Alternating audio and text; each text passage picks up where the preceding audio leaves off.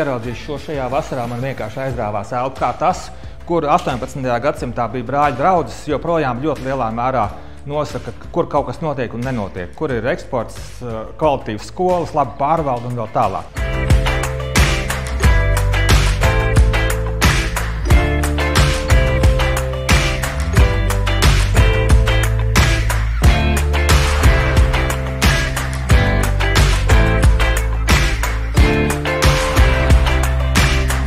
Saprotiet, kādu jūs to rezultātu, kādu jūs to iznākumu gribat.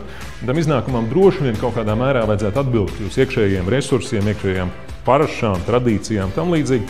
Tāpat laikā ir diezgan bēdīgi, ja stratēģija netiek izmantota, lai kaut ko izmainītu vai lai kaut ko izdarītu savādāk.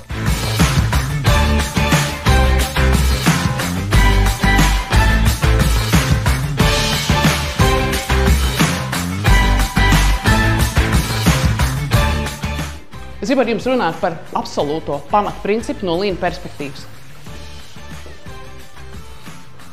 Tev ir jāatbild uz jautājumu, kas no visa tā, ko es daru, ir vērtīgs no klienta skatu punkta.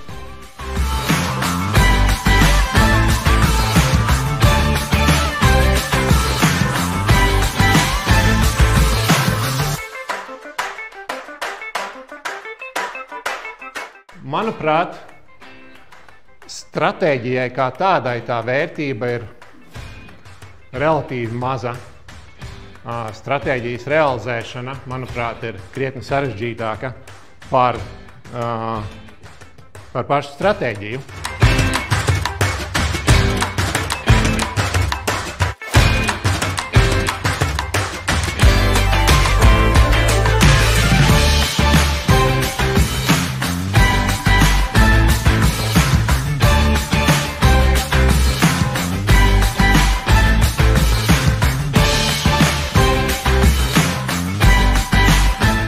Stratēģija, un tas būs mans subjektīvs viedoklis, ir nevis par to, ko mēs darām, bet par to, ko mēs nedarām.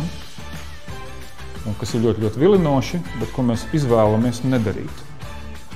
Jo reizēm vilinājums ir darīt to un to un to un to, bet resursi ir ierobežoti un tā mūsu izvēle kaut ko nedarīt ir daudzos gadījumos tā īstā stratēģija.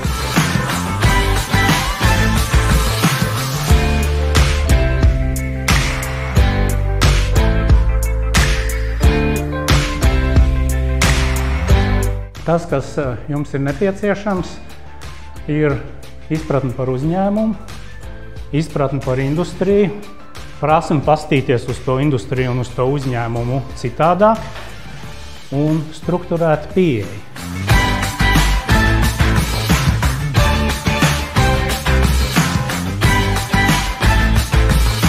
Svarīgi ir, ka ar šo stratēģiju mēs nonākam jaunā vietā pēc ilga laika. Un šī vieta ir kvazi stabila.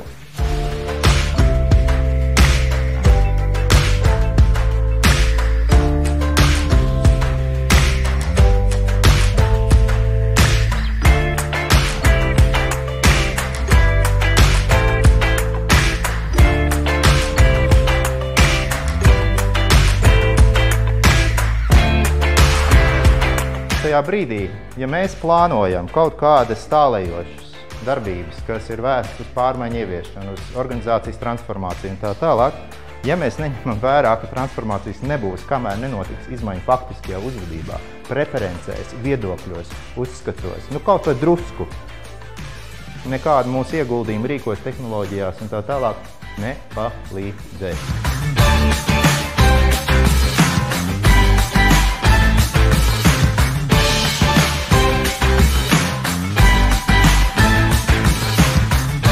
Es ļoti vēlējos satvert kaut kādas jaunas idejas, kā veidot stratēģiju, tāpēc, ka nāk novembris, stratēģija laiks, un mums šobrīd Imants Ziedoņa fondā viegli, Ziedoņa muzejām valsts nauda ir atņemta, un Purvīšu muzejam nav iedota.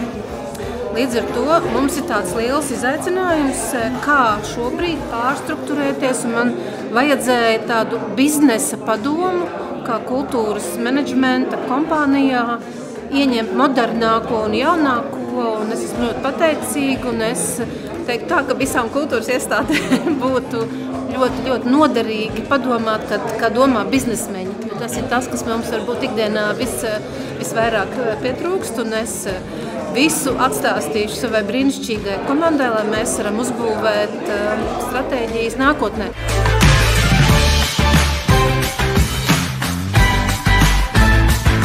Man patika gan tēma, gan ļoti labs sastāvs, runātāju sastāvs, kuri faktiski viņu domas atbilst arī manam domām, un tā ir ļoti mans pēc pareiza fokusēta pieeja problēma, kuru tika šodien apspriesta.